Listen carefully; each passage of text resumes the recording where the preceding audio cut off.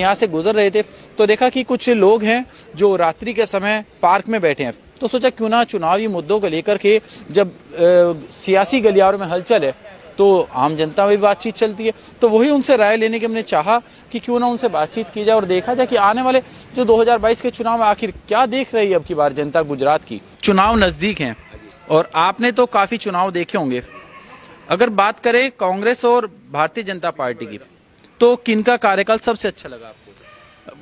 कांग्रेस का कार्यकाल सबसे अच्छा लगा। कांग्रेस का कार्यकाल अजय अच्छा लगा। अजय क्या अच्छे हैं उनके समय के कार्य आपको अच्छे लगे? सबसे पहले डेवलपमेंट अच्छा था, ये तो इसके टाइम में ही हुआ था। ये तो अभी क्या बोल रहे हैं कि सबका साकार ये बोल के छूट जाते हैं और कुछ काम हो नहीं रहा है। काम हो नहीं रहा। हाँ, महंगाई बढ़ रही है। महंगाई बढ़ रही है। हाँ, चलिए अब अगर बात करते हैं गुजरात राज्य की तो शुरुआत में देखा गया केजरीवाल जी मैदान में आए हैं। वो कह रहे हैं कि दिल्ली की तरह हमने विकास किया, पंजाब में विकास किया और जीत हासिल की, और अब की बार गुजरात में हम जीत हासिल करेंगे।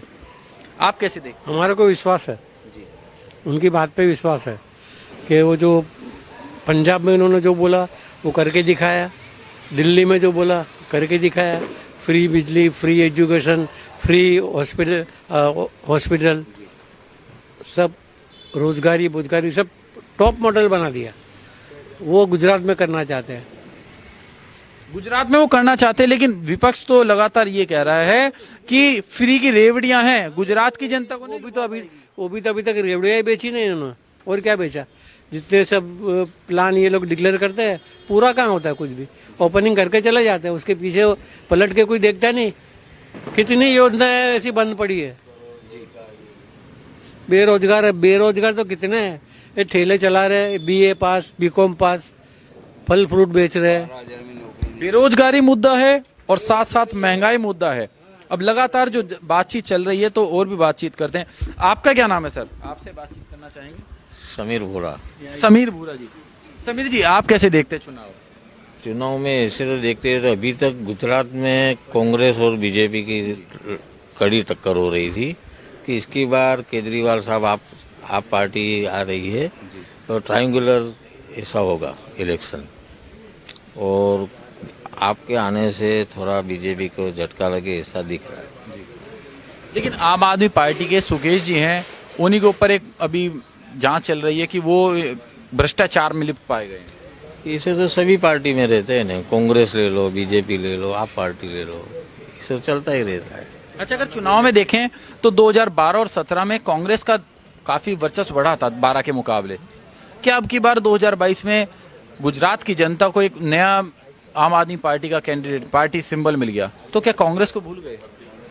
नहीं, थोड़ा इफेक्ट आने वाला है, जो कि नई पार्टी है, नया सूचना दे रहे, और जिस तरह से आप पार्टी दिल्ली में, पंजाब में जिस तरह से आगे बढ़ रही है, और एक इनके लिए गुजरात भी एक मौका है, तो हमको ऐसी आशा है कि गुजरात में भी थोड़ा काम होगा।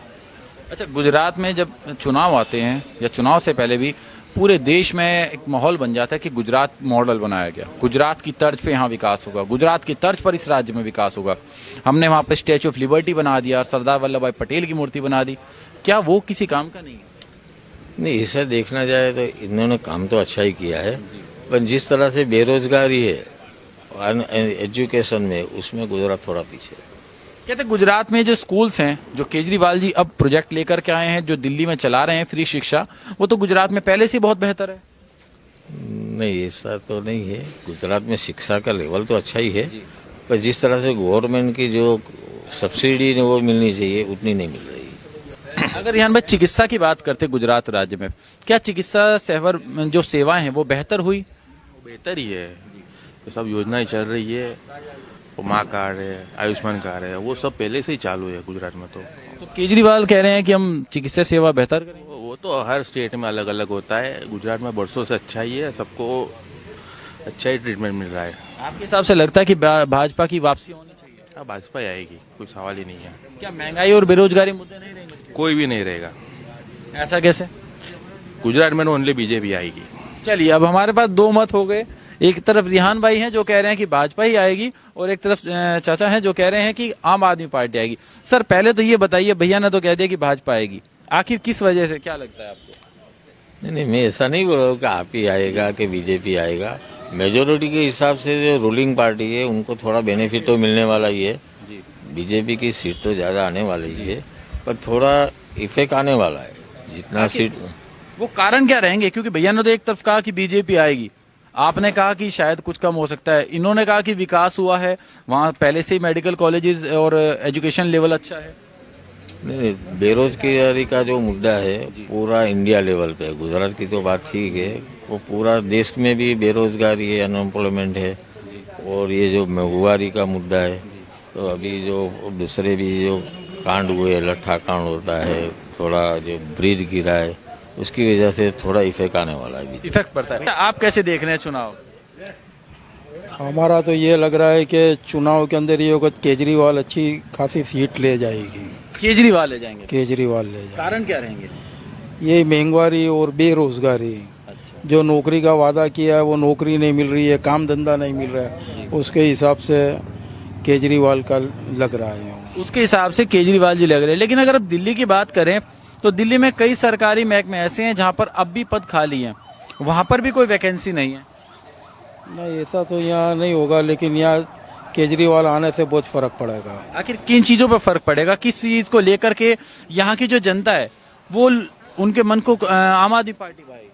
अभी सबसे ज़्यादा तो बिजली बिल बहुत ज़्यादा आता है, दूसरा गैस सिलेंडर बहुत महंगा हो गया है, खाने पीने की सब चीज़ महंगी हो रही है, तो उसके हिसाब से पब्लिक सोचेगी कि भाई केजरीवाल को लाना है। केजरीवाल, दिल्ली और पंजाब में केजरीवाल सरकार आ चुकी है, क्या वहां पर महंगाई कम हुई? वहाँ सब चीज़ की राहत तो है ही ना, बिजली फ्री कर दिया है, चिकित्सा, हॉस्पिटल, शिक्षा, एजुकेशन वो सब फ्री हो गया है। ये चीज तो वहां पर दिल्ली में महंगाई भले ही कम काबू ना हुई हो, लेकिन चिकित्सा और शिक्षा का स्तर जो है वो कहीं ना कहीं काफी हद तक सस्ता हुआ है। आपका क्या नाम है? मिकदाद। हैं जी? मिकदाद। मिकदाद जी, मिकदाद जी आप कैसे देख रहे हैं? क्योंकि आप तो व्यापारी लग रहे हैं और थोड़े युवा। नहीं, मैं सिविल इंजीनियर हूँ। सिविल इंजीनियर है। चलिए, आप जॉब करते हैं, पहले एक बजट में काम हो जाता था, क्या अभी उसी बजट में है?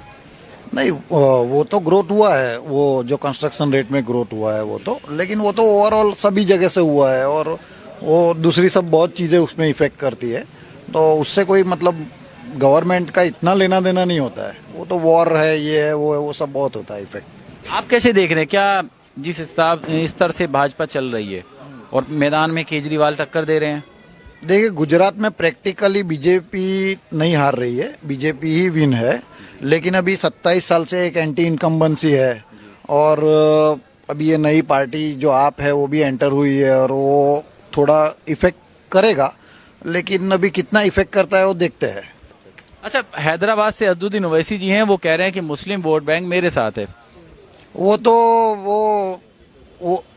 ऐसा प्रैक्टिकली देखने में ऐसा लग रहा है, वो बीजेपी एक सिस्टर कंसर्न पार्टी है, वो जहाँ भी जाती है मतलब वो कांग्रेस या सामने वाले को बीजेपी से फेवर हो ऐसे ही वोट काटने के लिए आती है। अच्छा, आपने कहा बीजेपी की बी पार्टी है, तमाम लोग बीजेपी की बी पार्टी कहते हैं, लेकिन जब बात उनसे की जाती है कि सर आप बीजेपी की बी पार्टी कहती है जनता, तो उनका जवाब आता है कि सारे मुस्लिमों के हक की आवाज मैं ही उठा। पॉलिटिक्स में कौन सच बोलेगा?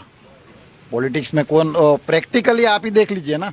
वो कह रहे हैं आप आंकड़े उठाकर देखें, एएमआईएम के आने से बिहार में या उत्तर प्रदेश में या कहीं भी किसका नुकसान हुआ? बीजेपी का थोड़ी है, उसका तो बेनिफिट ही होता है। वो कुछ भी बोल देते हैं और फिर वो छेड़ देते हैं, और यानी बीजेपी की बी पार्टी है। प्रैक्टिकली लग रहा है। चलिए, आखिरी सवाल आपसे करेंगे क्योंकि आप सबसे अंतिम है। सर, आपको क्या लग रहा है, आम आदमी जीत रही है भाजपा? ऐसा लगता है कि थोड़ा डिफरेंस पड़ेगा। क्या कहावत है कि जैसी लाठी इसकी भैंस, वो इसका मतलब कि बीजेपी भी सत्ता पे तो उसका ही चलेगा। और दूसरी बात कि भ्रष्टाचार, भ्रष्टाचार क्या, भ्रष्टाचार में क्या, करप्शन क्या, गुजरात में करप्शन कितना है। आज जो कोई भी स्टेट में जितना भी ये दारू नहीं बिकता था, गुजरात में दारू बिकता है। तो ये थी गुजरात की जनता जिन्होंने बताया कि गुजरात राज्य में आखिर अब की बार होने क्या वाला है। 27 साल से भारतीय जनता पार्टी ने भले ही गुजरात में राज किया हो, लेकिन अब की बार जो कांग्रेस ने पिछले 2017 के चुनाव में अपनी रणनीति बनाई थी, लेकिन वो कहीं ना कहीं विफल हो रही है। और आने में जो वाले चुनाव हैं उसमें अरविंद केजरीवाल एक अच्छा नाम साबित हो रहे हैं और जीत के उम्मीदवार भी लग रहे हैं, क्योंकि कहीं ना कहीं दिल्ली और पंजाब में जीत हासिल करने के बाद गुजरात राज्य की जनता भी इस चीज़ को समझ रही है, इस चीज़ की दावेदारी कर रही है कि भले ही महंगाई ना कम हुई हो, लेकिन उनके शासन में भ्रष्टाचार और आपका शिक्षा और चिकित्सा सेवाओं में बेहतर देखी गई है। वडोदरा से अपने सहयोगी के साथ भोला वर्मा, हेडलाइंस न्यूज नेटवर्क।